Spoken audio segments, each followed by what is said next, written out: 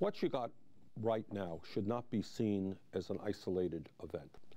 We live in a culture of extraordinary greed, unbelievable greed. We had people on Wall Street who were making huge sums of money. They're making 15, 20% rates of return. They themselves were making tens of millions of dollars a year, and that wasn't enough for them.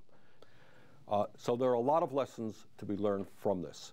Number one, we have got to deal most fundamentally with this culture of greed. We don't need on the front pages of our newspapers as heroes people who have done nothing else with their lives but accumulate billions and billions of dollars.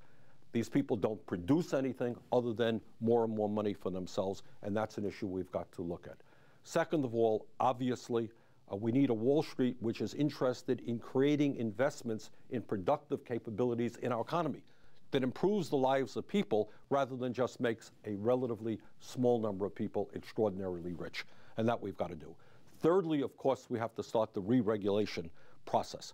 You can't have hedge funds which are playing with trillions of dollars operating under the radar screen. We don't know what they're investing. We don't know who owns it. We don't know what kind of market manipulation takes place. And this has led us into very, very dangerous waters as to where we are right now. As taxpayers in this country, we have put some $700 billion into bailing out Wall Street. In addition to that, the Federal Reserve has lent out over $2 trillion. To me, it would be an absolute outrage if we let the same old continue when in fact the American people own a significant part of these financial institutions.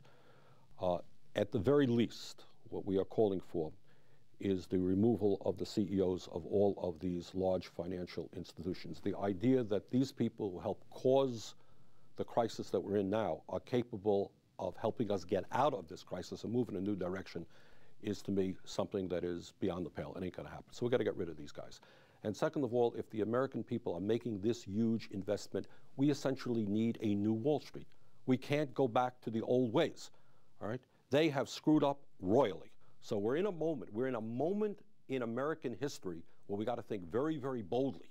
We got to protect those people who are on the verge of losing their homes, those people who have lost their homes, but we just can't go back to where we were a year ago. Those days are over.